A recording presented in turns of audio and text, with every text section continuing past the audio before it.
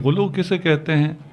شان اہل بیت میں جو بھی بات کریں جس سے ان کو تکلیف پہنچے وہ غلو ہے اہل سنت کے ہاں، یعنی ناسبیوں کے ہاں، اہل سنت نہیں۔ آپ اہل بیت کی شان بیان کریں، غلو ہے۔ ٹھیک ہے؟ وہ رسول خدا نے بیان کیا پھر بھی غلو ہے۔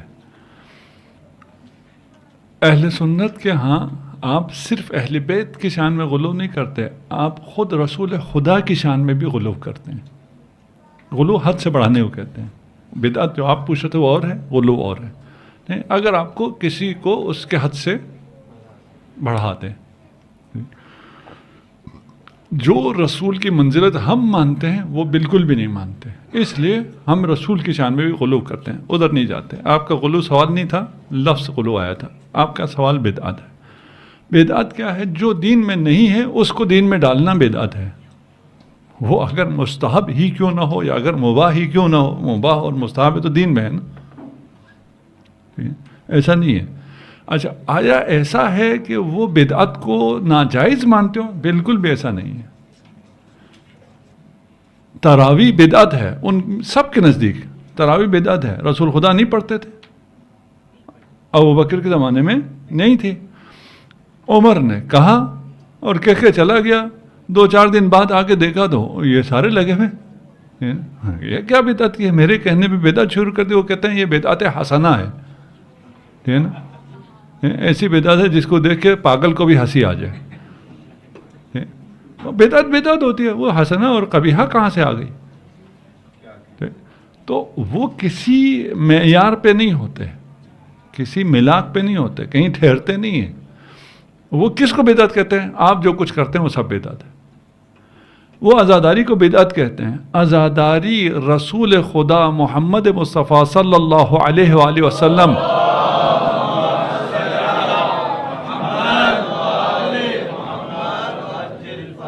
شہادت امام حسین سے پہلے رسول خدا کی عزاداری سنی شیعہ ساری کتابوں میں ثابت ہے۔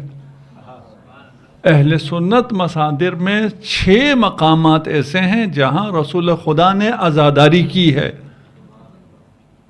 تو عزاداری بدعت نہیں ہے۔ امام حسین کی عزاداری سنت ہے۔ بدعت پتہ ہے کون سی والی عزاداری ہے؟ ابھی آپ لوگوں کو پتہ نہیں ہے، ہمارے ہاں پاکستان میں 1 محرم کو بھی اس عزاداری شروع کی ہے، وہ بدعت عزاداری ہے، وہ بدعت ہے، ہے ہی نہیں، ان کی اپنی کسی کتاب میں بھی نہیں، ان کی اپنی تاریخ میں بھی نہیں، ان کے اپنے کسی چیز میں بھی نہیں ہے، وہ بدعت ہے نا، لیکن وہ بدعت نہیں ہے۔ جو رسول نے کیا ہے وہ بدعت ہے۔ رہ گیا کہ ماتم کرنے سے آپ کے جسم کو نقصان پہنچتا ہے، اپنے جسم کو نقصان پہنچانا جائز ہے، اپنے جسم کو ناقابل تلافی نقصان پہنچانا جائز نہیں ہے۔ لیکن کس نے کہا کہ ماتم کرنے سے ہمارے جسم کو نقصان پہنچتا ہے؟ ٹھیک ہے نا؟ ماتم کرنے سے ہمارے جسم کو فائدہ پہنچتا ہے، ہماری روح کو بھی شفا ملتی ہے۔ ٹھیک ہے بھائی، یہ تو آ کے ہم سے پوچھو نا، تم کیسے فیصلہ کر سکتے ہو کہ ہمیں کیا ہوتا ہے؟ حتیٰ میں کہتا ہوں ماتم، مخصوصاً آپ عاشورہ کے دن اس کو زیادہ دیکھتے ہیں، جب 10 محرم تک لوگوں نے ماتم کیا ہوتا ہے، ان کا سینہ بالکل پھٹا ہوا ہوتا ہے، سرخ ہوا ہوتا ہے، ٹھیک ہے نا؟ اس کو اگر کوئی انگلی ہلکی سی بھی لگائے نا تو چیخ نکلتی ہے۔ اس سینے پہ وہ اتنے زور سے ماتم کرتا ہے، اس کو درد ہوتا ہے، ذرا برابر درد نہیں ہوتا۔ ٹھیک ہے؟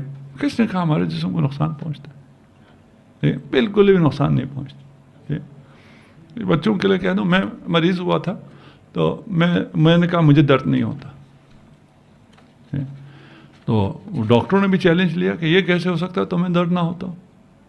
آپ اگر 1 سال ہاسپٹل میں رہیں تو آپ کو تو کیا کیا ہوتا ہے آپ کو پتہ ہے، جو 2-4 دن بھی رہے تو وہ سب سے چھوٹا ہے۔ جب آپ کو کوئی پٹی وٹی لگاتے تو وہ اتارتے ہوئے، اول تو لگاتے ہوئے کہتے تھے شیو کرو، میں کہتا نہیں شیو نہیں کرو، اسی کے اوپر لگاؤ۔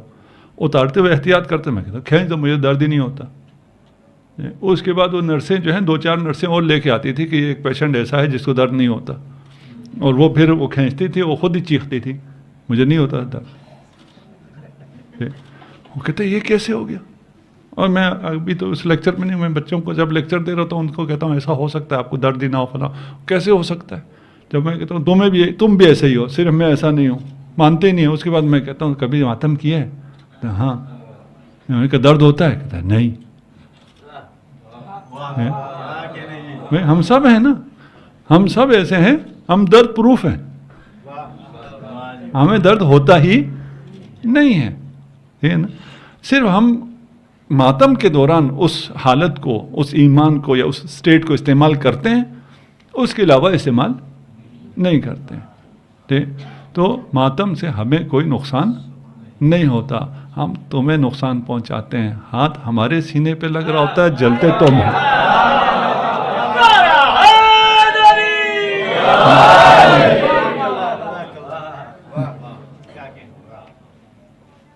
جی نیکسٹ. آپ کے ہو گئے نا سارے سوال؟ وہی بات ہو گئی نا. کہا اگر نقصان ہے تو جائز نہیں ہے. نقصان بھی کہتے ہیں جو ناقابل تحمل نقصان ہوا. ٹھیک ہے جی. کیا؟ ہاں نہیں بدعت نہیں ہے. کیوں بدعت ہے؟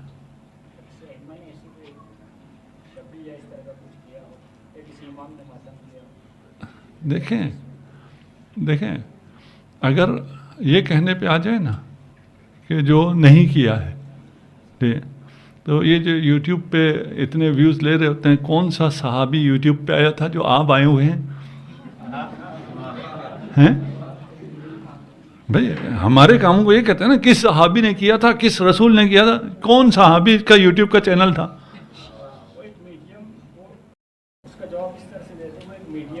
میڈیم ہے کیا مطلب؟ ایک عمل ہے.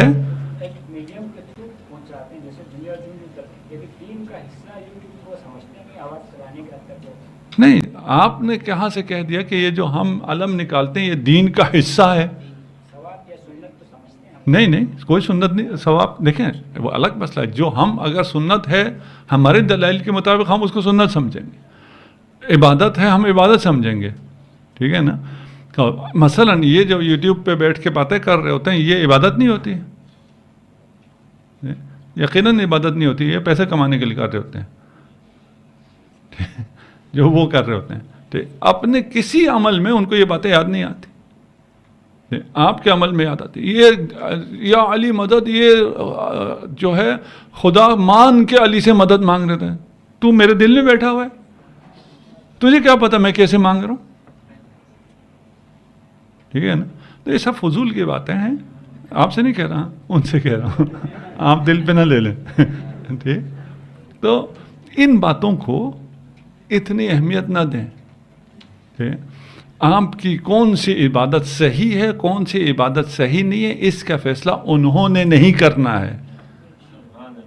ہم نے فیصلہ کرنا ہے کہ کون سی عبادت صحیح ہے، کون سی عبادت صحیح نہیں ہے، سب کے لیے. اس لیے کہ ہم در علم سے وابستہ ہیں. ہم کہہ سکتے ہیں، وہ نہیں کہہ سکتے ہیں.